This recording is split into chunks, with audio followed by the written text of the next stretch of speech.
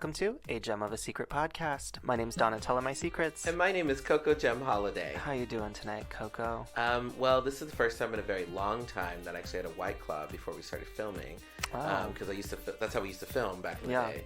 So I don't have a White Claw and whatever. So I actually have a stockpile of White Claws because I went through this very not drinking phase for a very long time. Mm-hmm. So they're just all over the house. Constantly. Not constantly, just consistently because they didn't grow. Yeah, please don't keep them all over the house constantly. Yeah, they just were. They were from a very long time ago. That's why it tasted so flat. Yeah. This was like from 4 months ago. Yeah, it was pretty much water. So, Donna, you've returned to the land of which will be Facebook. Yeah, I'm back on Facebook after over a year of not being on Facebook. Why did you come back to Facebook? I wanted to join some Facebook groups. So there is some queer and sober groups that are on Facebook, and that's really the only platform that I could connect with people who are kind of experiencing the same things that I'm experiencing.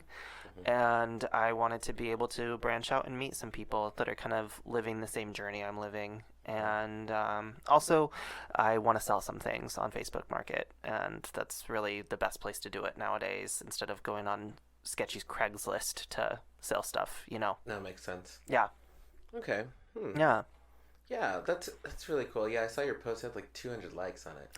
Yeah, it got a lot more attention than I wanted. Well, it became very overwhelming, like everyone being like, we missed you, and I was like, oh gosh, this is a lot. But I heard that the Facebook algorithm actually puts posts like that in the forefront of everyone's feeds. Oh yeah. When somebody returns to Facebook, to hopefully coerce them into staying on Facebook. Yeah, I mean, I definitely feel the love, so that was nice. But sketchy ass Facebook. Yeah. I also, the thing is, social media for me, I think has a lot of negative attributes to it.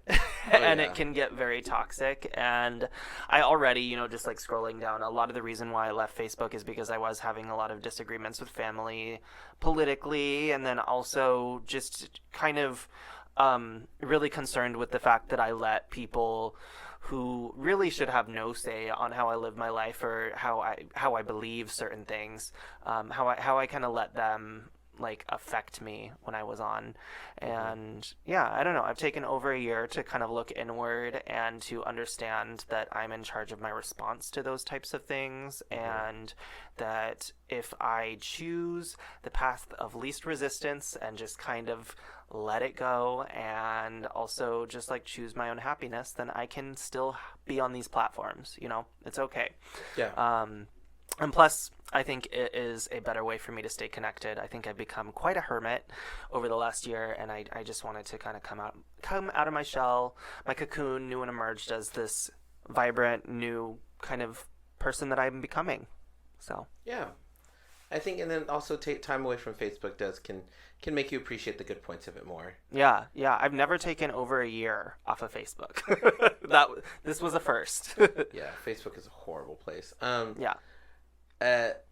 So for me, my new life update. Oh, actually, before I do my life update, Donna, what are you wearing this evening?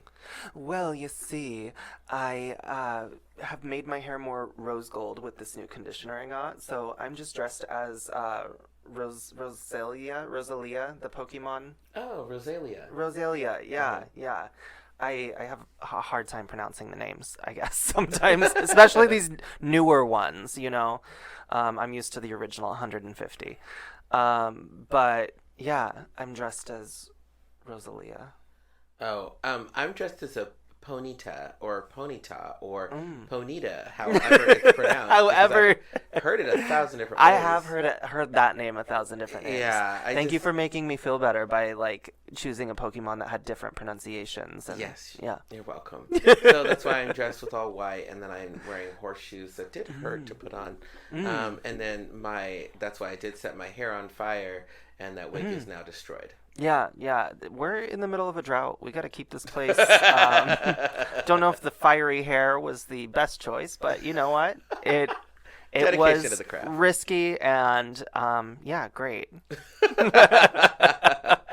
So my life update is I am taking a drag break in September, which I think I talked about on the last week's episode. I believe you did, yeah. So that's coming up. I'm really excited about it. And I am going to do, I think, 3 gigs in September. Just 3. I'm going to try my hardest not to do karaoke because that's my weekly. And the sad thing is I could use that money from that weekly gig. But it's just, I think it's really important for me to get ready for the cruise in October. And to do that, I need to just take some time away, and then I can spend more time with my husband. Yeah. We're both taking little vacays in October. I will be... Oh, well, it's a surprise for someone, so I can't say where I'm going in October. But I will be out of Oregon at the end of October for a short amount of time, for a weekend or so, a little over a weekend. Yay. And you're finally getting to do this cruise that you've been looking forward to since before the pandemic. Yes, and it does look like, this is so weird. So right now they've canceled all the shows on the cruise. And so, but we're still booked to be on it. So like they're trying to set up private... Like meet and greet like kind meet of... and greety things. And I'm like, so you just want me to wear pretty, like, it's funny, Diana Fire felt a different way about it. I was like, wait, you want me to wear pretty clothing and get an all expenses paid cruise? Yeah. Sure. Yeah. Sounds great. Sounds great. It sounds easy. It does. Well, because right now, I'm kind of burnt out, right? Yeah. So like hearing to not have to do like glamorous cruise ship performances sounds kind of appealing. Yeah. So I don't know. It's cool. And who will be on that cruise with you? Oh, just some of them. There's a lot. Miss Kasha Davis, Pandora Box, I believe is still on it. Yes, Maxi Glamour, Kitty Litter. Can you tell Maxi that your roommate thinks she's very attractive? Yeah, absolutely. Or they are very attractive? Yes, I will absolutely slide that into conversation. Thank you. With a picture and a couple of your nudes and your social media information. Lovely. I will set you up with a package, a PR package. But it'll be like a PR package for like Grindr or something. It'll be my best nudes, edited nicely. Oh my portfolio. I love it. So, yeah. But before we get too far into it, Donna, how are you doing this evening? Oh, Coco, I will let you know after this brief commercial break. Dun dun, Drag Race. Oh, we don't want to get sued for copyright, but you know what? I'm really in the mood to watch some Drag Race. Oh my gosh, let me tell you, there is a beautiful place to watch Drag Race every week. Oh yeah? Yeah, at Local Lounge at 6:00 p.m. Every Thursday, you can get a first look at Drag Race. Oh my gosh, and currently we're on All-Stars Season 6? Yeah, All-Star Season 6 is premiering right now, and we have performances that happen throughout the show. Awesome. Yeah, it's really cool. You can buy drinks, hang out with your friends, and just get to experience some buffoonery happening at the bar. Some buffoonery. Not even buffoonery. It's your own made-up word. I know, just like a queen from Drag Race. Yes, catchphrase. What happens after Drag Race? After Drag Race, it goes straight into drag queen karaoke. Yes. So you can sing with your friends, get some cocktails, and party all night long. I guess we'll see you there. Yep, see you there. It's a podcast with Coco and Donna, tell a podcast. Tune into What They Tell You podcast with Coco and Donna, tell a podcast. Well, Coco, I am feeling stunning tonight because we have the gorgeous, legendary Stefhannie DuPont Shade with us. Stefhannie, how are you doing? Hi, Stefhannie. Hi. You know, I'm doing it. I'm doing him. I'm doing her. I'm doing well. All of the above. You have the best cadence when it comes to like communication and speech. It's just, I love it so much. I love watching you on the internet. I'm just like, what's gonna come out of her mouth? Hey, you can't predict me, boo. I'm not the one. There's gonna be so many quotes to use for the title in this episode. I feel. Period. Like, if I'm nothing else, I'm a one-liner. So, as always, so tell us how long you've been performing in drag, and then how did you get your really known as the queen of all the middle and last names? So I've been performing for too damn long. Um, so,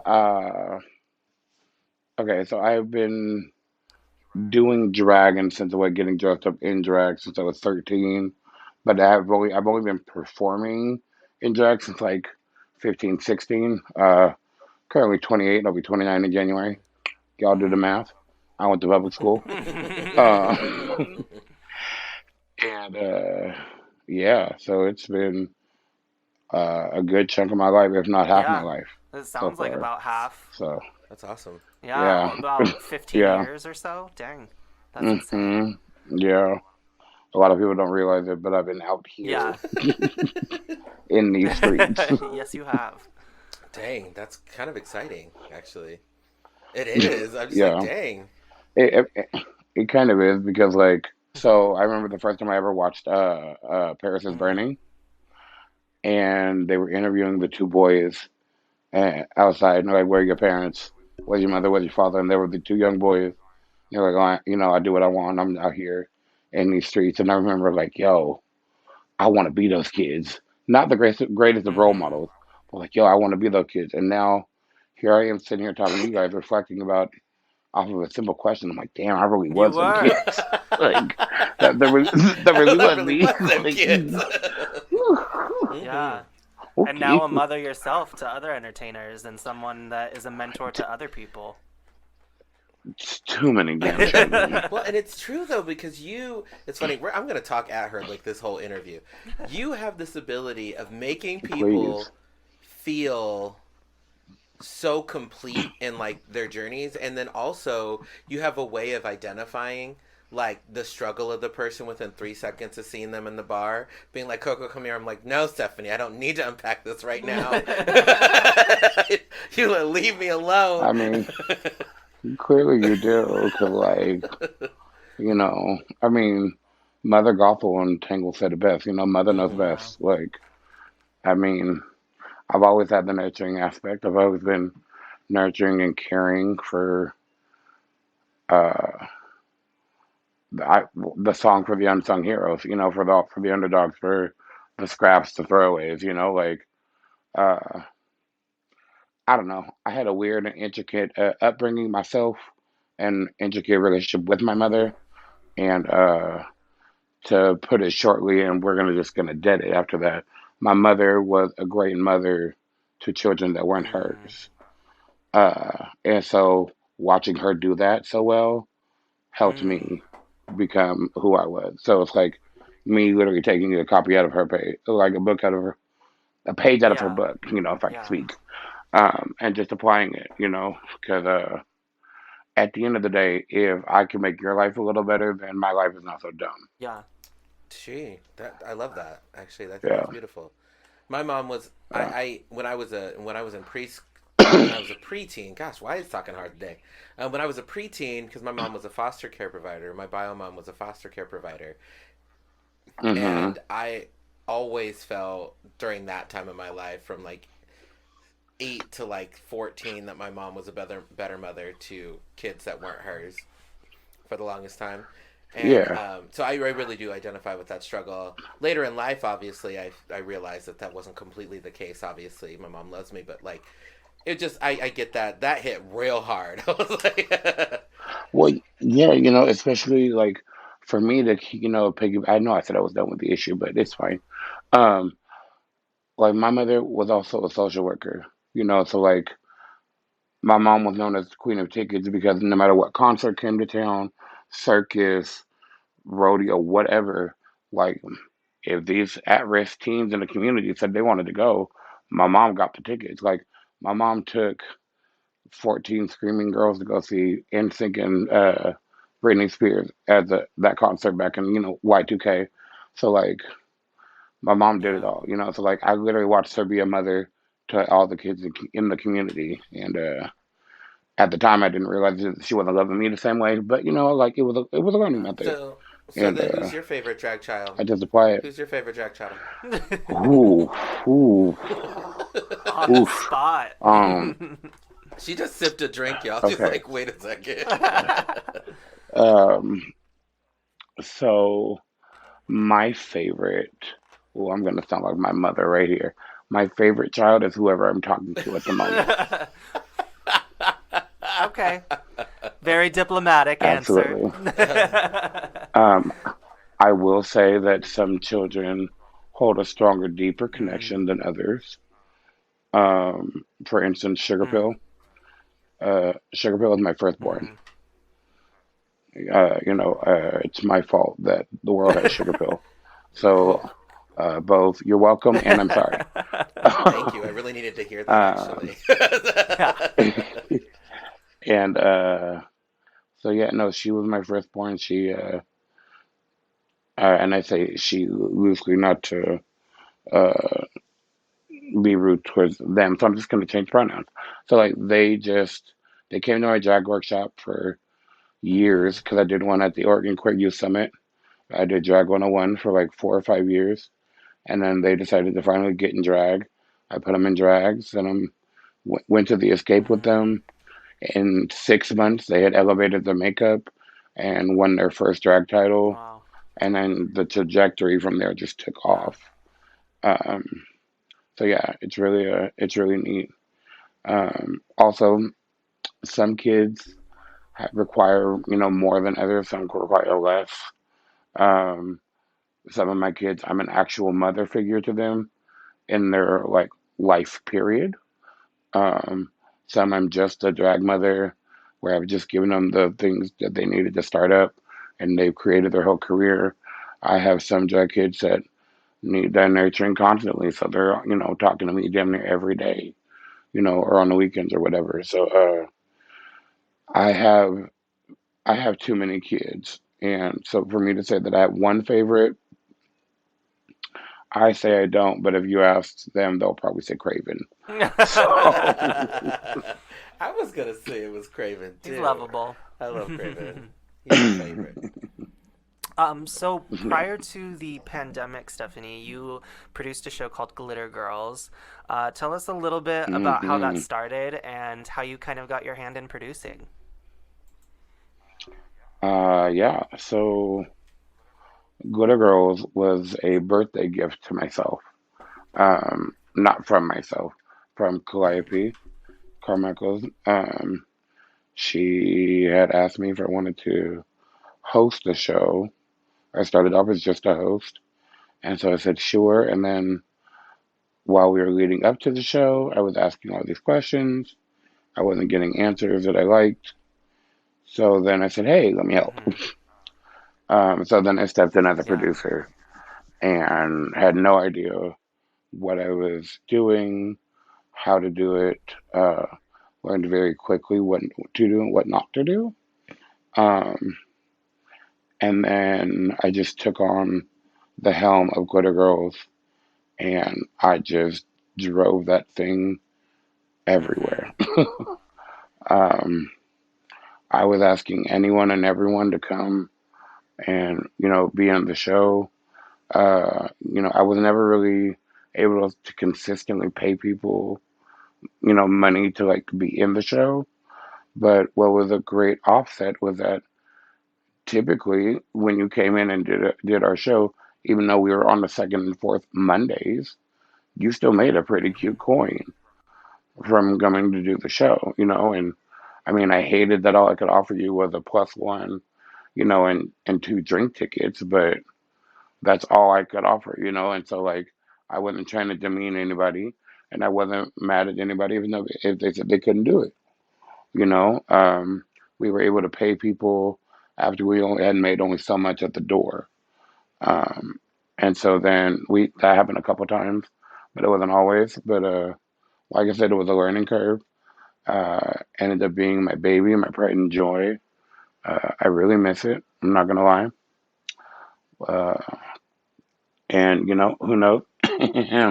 We might have something in the works coming up at the end of Ooh, September. Excuse me, I'm a little parched. nice. That's exciting to hear. But yeah, yeah. And I'm proud to say that Glitter Girls made it to a whole year before the Yeah. pandemic, you know, really took over everything. Unfortunately, I wasn't able to be at that show, and it was the anniversary show was the first show in a whole year that I had missed. Wow. That was one thing I was also really proud of. I never missed a show. Even if I didn't feel good, I just didn't perform, but I was there hosting. I love that. Um, I do. I love that. if I and even if I didn't feel like hosting, I still showed up so that it was there, so that if there were any problems, they didn't have to call me, and I missed a call or whatever. I was right there to resolve any and all issues. Um, just because like a lot of people don't realize that when you're a producer, it's all on your shoulders. Like it, you know what I mean? Like it's all riding on you. Like it's you're the one that's liable. You're the one that's paying people. You know, you're the literally the grease to get the gears of the machine going. And it's not easy. It's not just throwing your name on a flyer. You know, even though a lot of people think all you have to do is be good at Photoshop and having a cool production name. But either way, Yeah, I get that. That show was um, cool. Me and Donna both yeah, performed in it Yeah. at separate times, and it was a cool show. And at the same time sometimes. Did we perform it at the same time? Yeah. Okay. There were a couple times that we performed together, and then yeah. Oh yeah, it was a good. It was a great. It was a great show. Cool venue, biker bar, Yeah. bar for a drag show. yeah, right. You know, and they loved Yeah. us there. You know, they were all about it. And I never had any kind of issues with clientele or staff. But I think the one time we had an issue, uh, I didn't know it was an issue until it was already resolved. And by the time they had reached to me with all the information, the person had been 86 from the bar. The picture was already up on the wall, and I was like, all right, That's Yeah. cool. awesome. So I want to Yeah, switch gears to because your let's do it. name that you put in our broadcast today was the aggressive, which is hilarious to me. What did you call me? So to give our listeners some backstory here, Stefhannie decided to go public about who was stealing tips from in the Portland drag community, and she named Leilani C. Glamazon and their partner Sylvia, and from As one of the people, not the only thief, as as one of one the of the thieves. thieves, yes, And specifically to a specific string of yes. events. And so, from that point, so that was some online stuff, but that was pretty public and whatever. But what happened from that is in the comment section on Stephanie's video about Leilani, the Antichrist decided to write to Stefhannie, basically saying like, "Oh, is it okay that we're chasing a black trans woman out of town? You know, and it might not actually be her." To which Stefhannie pretty much responded saying, "Get off my status. I say whatever I want to." Period. And then, Like, I didn't send for you. Don't come for me. and then the Antichrist pretty much responded by saying, "You don't need to be so aggressive," is what they said. And Stefhannie came back pretty much saying the same thing, like, "Get off my status. I'll say whatever the hell I want to." I know. I literally, actually, because they had called me aggressive, I chose to take the higher road, and I had decided to say, plain and simply, no one's being Mm. aggressive. Yeah. You know, and then it was the rest of the community that jumped down their throat. Yeah. Yes, the memes were so funny. But so what we want to talk about They were constant. is your Baby. that video specifically that you made about Antichrist, because you did go live about that later, to talk about that. And so for our listeners who don't understand why this is such a big deal, why don't we talk about what the aggressive connotation actually means for you and your community? Yeah. So, I mean, basically, it's 2021, and we shouldn't be using microaggressions against any person of color, even more so any trans person of color, and if you want to go as far as any trans woman Mm. of color specifically. So, because I am loud and passionate, or I am loud and energetic about what I'm speaking, and it can be boisterous and or obnoxious by your definition, not mine, of what you're usually accustomed to with conversation, you can take it as being aggressive because it's more brute force than what you're accustomed to. But that doesn't mean that you get to tell that to me because you don't get to put me under the label of being the angry black woman where I am, you have now painted the narrative that has a negative connotation that angry black women all over this country, get diminished and, oh, well, she's just doing this because she wants to be loud and be ghetto and get her way, like, or she's trying to deflect from the bigger issue here. Um, it's back and forth. And so rather than finding another way to get your point across, to just go for the negative connotation of it. Maybe I'm not doing the best way of explaining this, but uh, it's just, I don't know. It just didn't sit well with me, especially because, like, if I was trying to be aggressive, you would have known I was trying to be aggressive, and all I had simply said was, "We're not doing that here." Like, I said what I said, and it should have just been left at that. But you decided to continue to drag on the narrative and change it so that you looked better, so that you seemed better in a space that wasn't your own.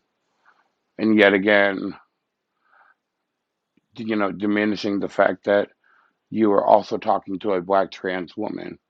Like, your initial comment was like, oh, well, did we just shun one out of the community?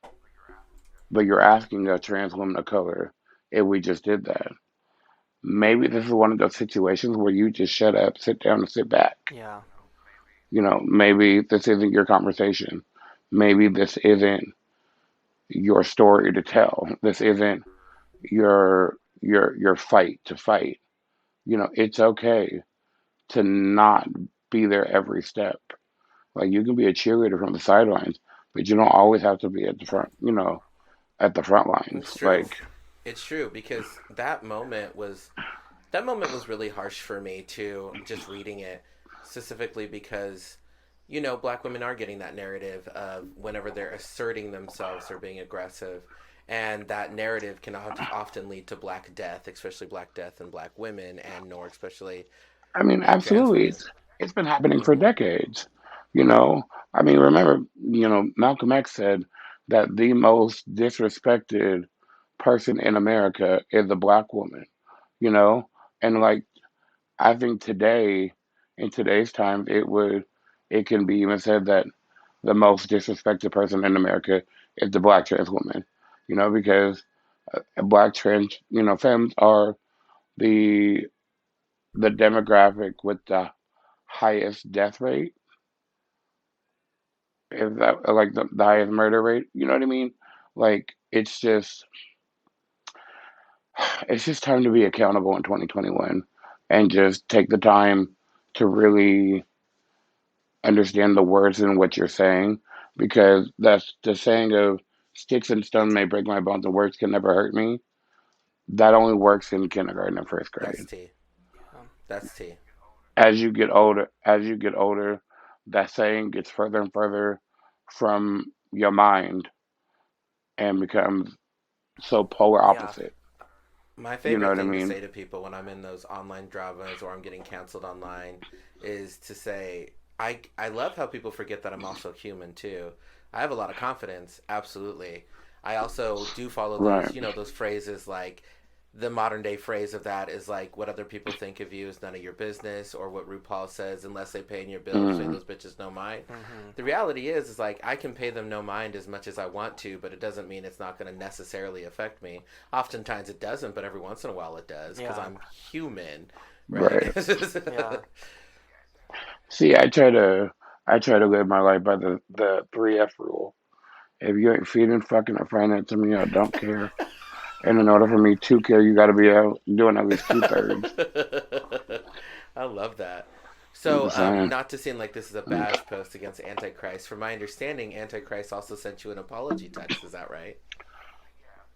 Yeah. So, after realizing just how much they had fucked up, by their words, not mine. If you want the screenshot, y'all know how to get a hold of me. I will send it to you. I also posted it. Um, Baby, I'm Stephanie DuPont Shade. I'm not scared of a screen recorder or a screenshot. I know what the fuck I be saying.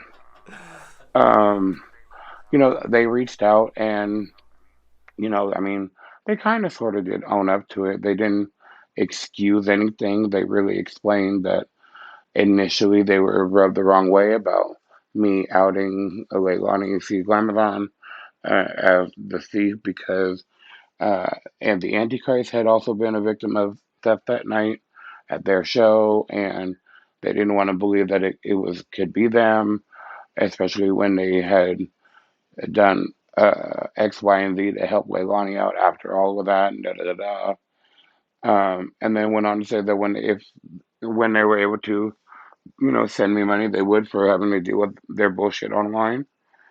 And yeah, that's pretty much it. Well, at least I they mean, I tried to gave do them a big ass reparations in thumb. some capacity. Yeah. I mean, it's better than nothing, first and foremost. Um, I mean, I read it. I sent a big thumbs up, at least so they know that I read it. Gosh, Stephanie, I sent a thumbs up. I did my due diligence. I mean, you didn't give a fuck about my comfort. Why am I going to give a fuck about yours? Maybe that's the title of the episode. It would be a good title. Right. Yeah. I am over giving energy to issues, peoples, and topics that I don't actually give a fuck about. Yeah. I'm way too grown for that. Like, especially, ooh, realty in my life.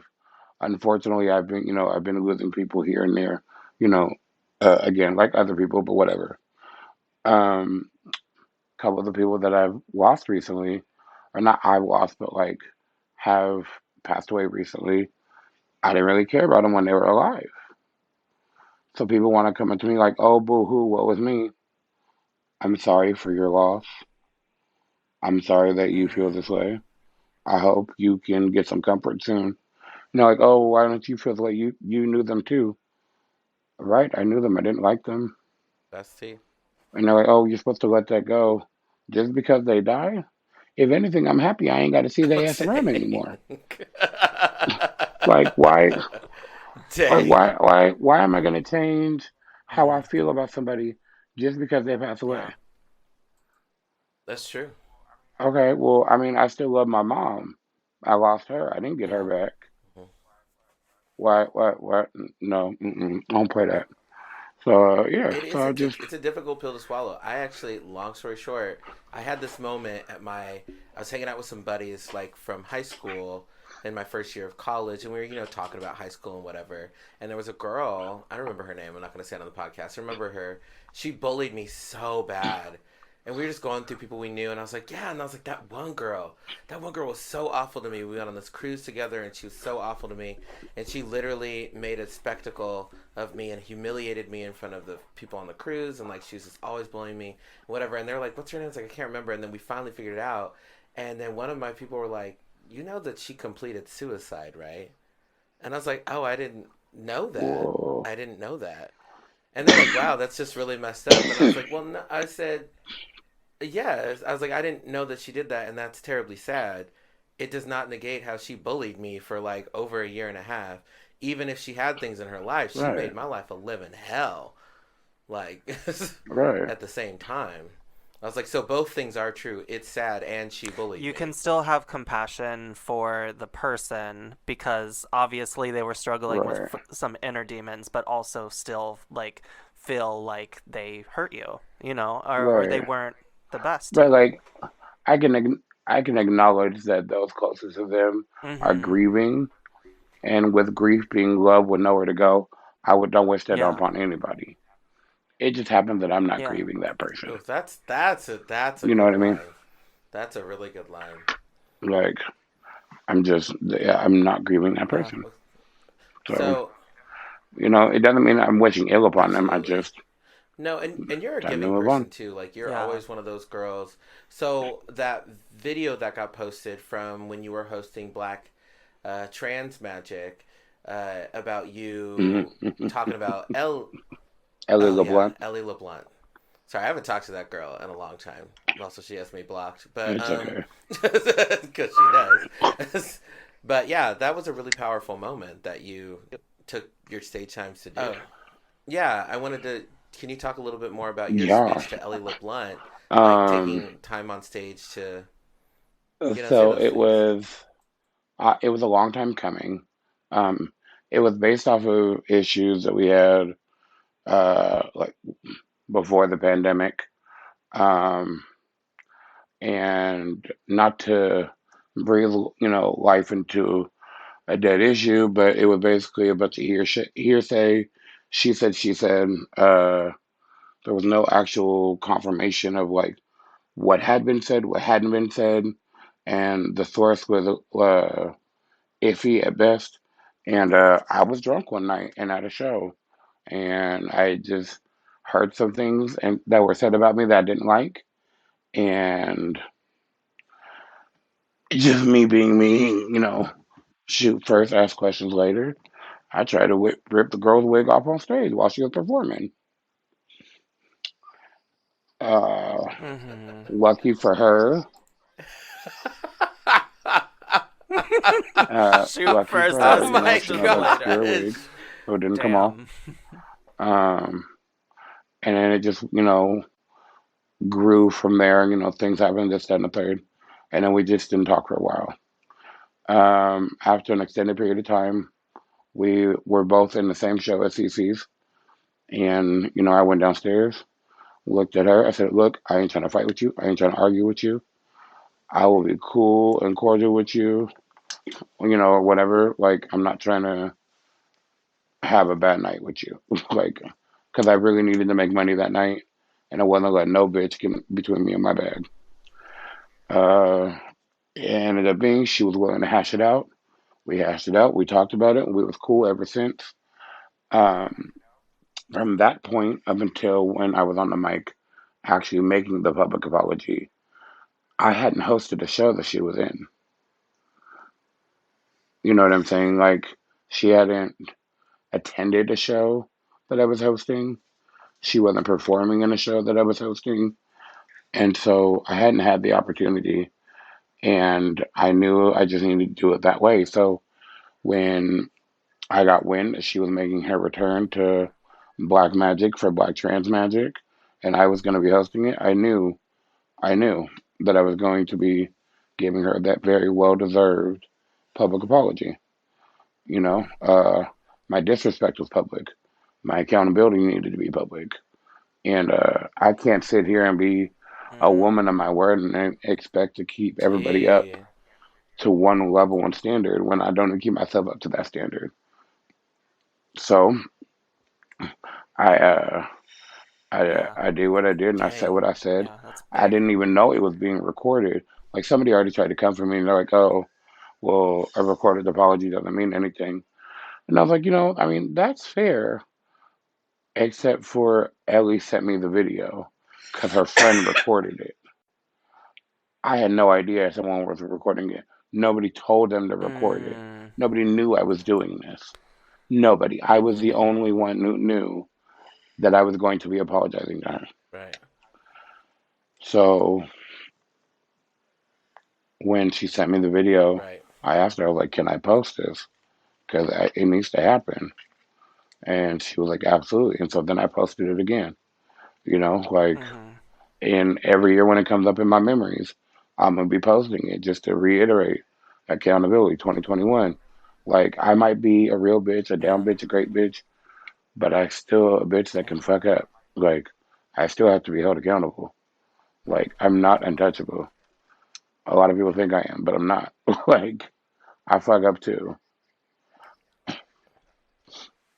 Well, and that's T. That's T. I love that accountability, honestly, because at the end of the day, like, if you're really gonna talk such a big game, I think a Absolutely. big game really comes from a person who could admit when they're being Absolutely. when they admit when they're wrong, right? Like, Yeah. and yeah, so And that's really kind. as far as the recorded apology goes too, there's a big difference between Right. someone being influencer-like and sitting down and staging an apology and crying for the cameras, Right. and what Was you it did, where it was just a genuine moment that was exactly? caught That's on what it's about. I was camera. like, it happened to be recorded. They That were like, happened to be because recorded. if I wanted something to be recorded, don't you think I would have had a better angle of myself?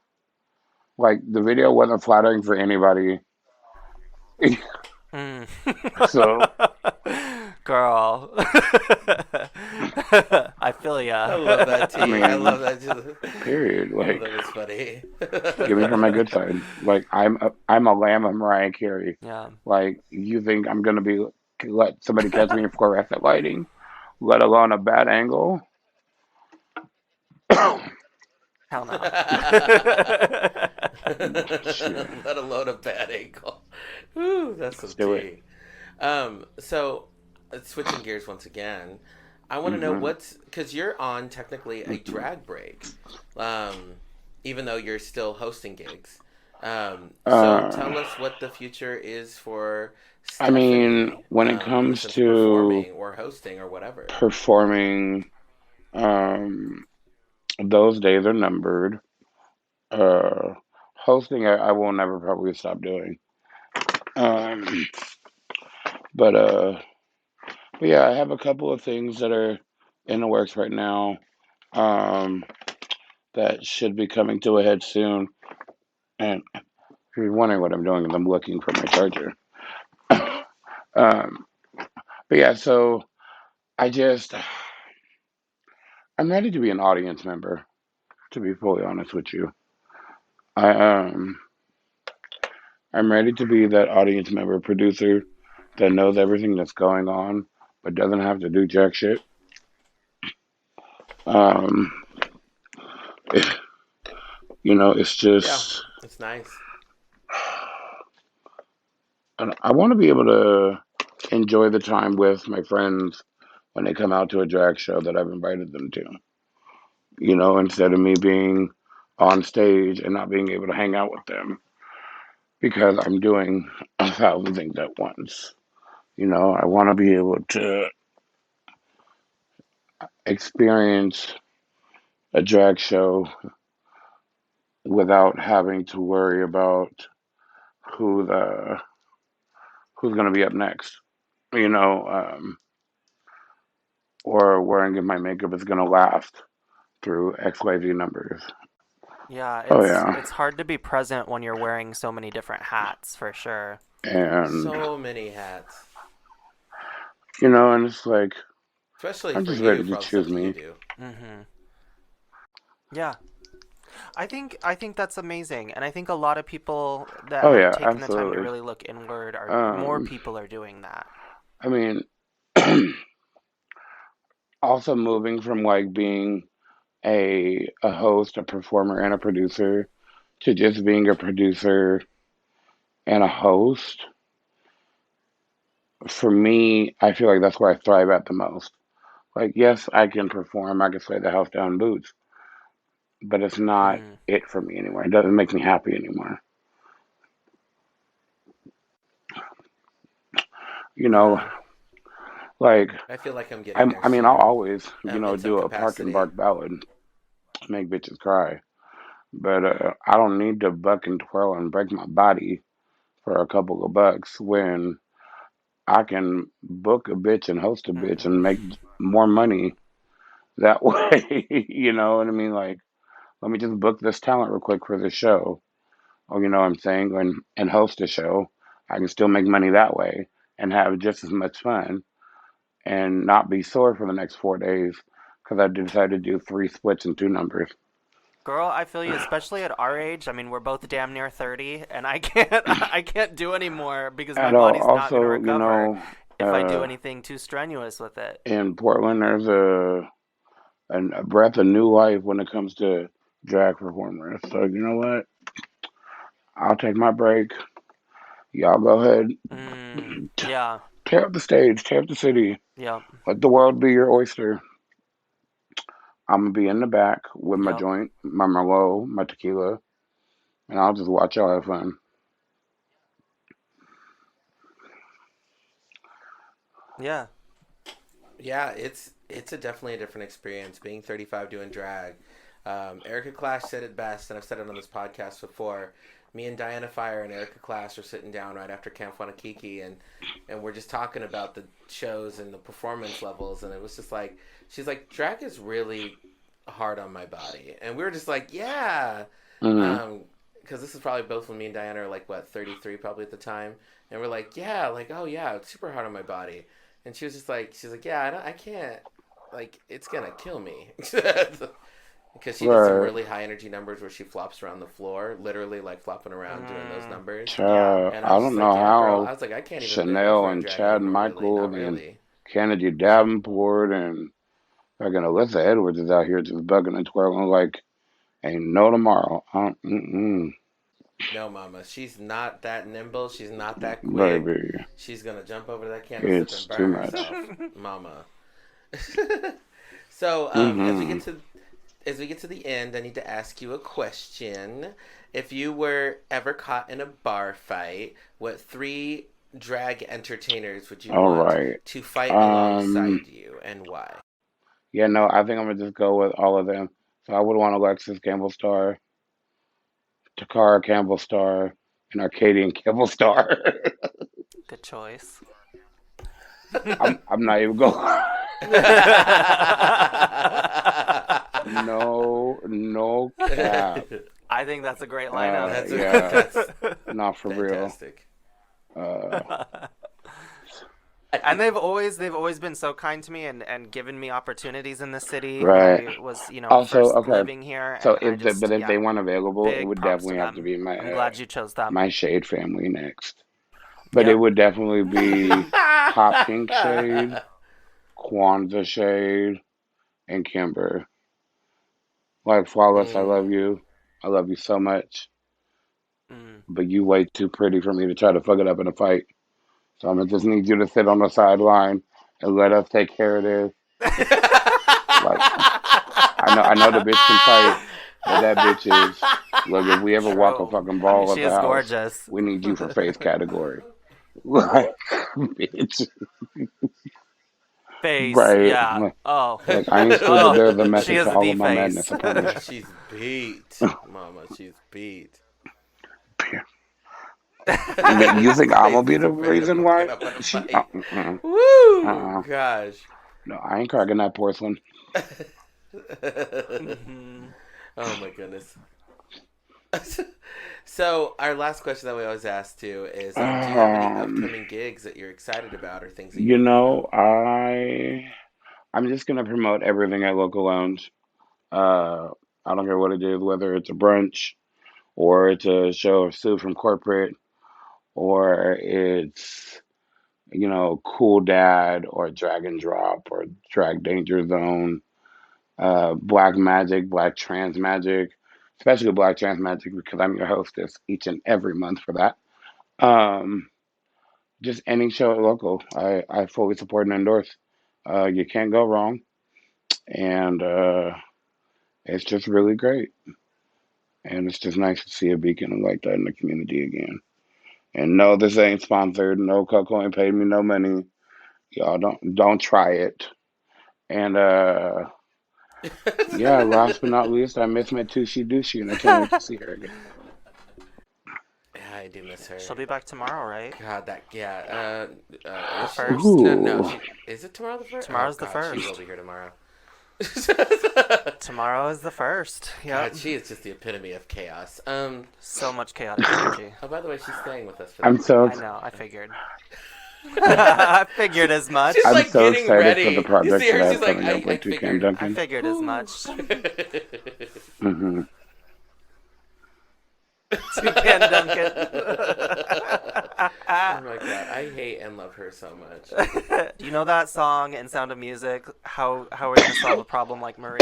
They should be a How do you solve a problem like Touche. Yvonne? Love her.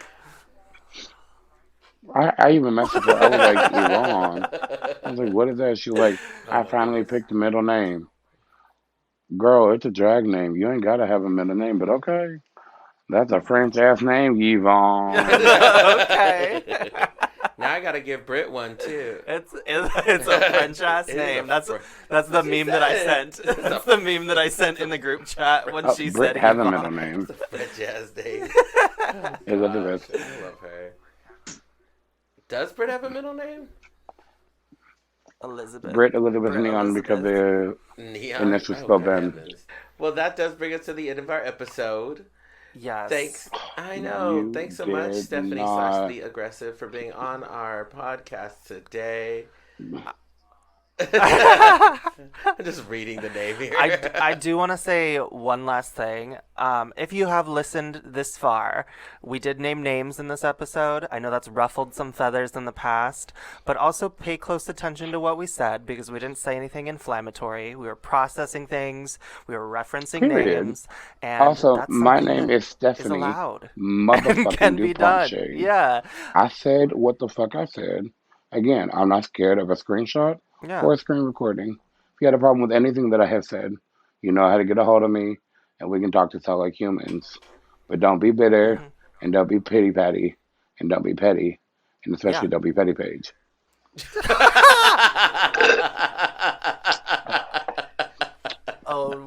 Oh, damn. Oh, gosh. Okay. Wow. I don't need a crown. She no, said I'm that. a queen. She did that. Well, thank you, everybody, for listening. That's a beautiful note to end it on. It is. Always. Thanks, Stefhannie, so much for joining us. This has been wonderful. It's great to see you, my love. I miss you it too. really has. I'm it's sure so I good to will see you again. this week. I miss you. Yes, absolutely. So follow us on a Gentleman's Secret podcast where you're going to see some pictures of Stefhannie, and I'll link down to all of their social media so you can give them a follow. So that's it, everybody. Bye. Yeah. Bye-bye. This has been another episode of A Gem of a Secret podcast. The hosts of A Gem of a Secret podcast are Donatella My Secrets and Coco Gem Holiday. You may follow Donatella My Secrets at Donatella_My Secrets on Instagram. You may follow Coco Gem Holiday at Coco Gem Holiday on Instagram. Original music by Touche Douche and Party Favors. You can follow them respectively at The Touche Douche and at Party Favors Music on Instagram. For more exclusive content, visit www.agemofasecretpodcast.com. That is AJEM of a secret podcast.com. Be sure to tune in every week on Thursday for a new episode wherever you listen to podcasts. If you have any comments or questions, email us at agemofasecretpod@gmail.com. Please don't forget to like, rate, and subscribe. Until next time, goodbye.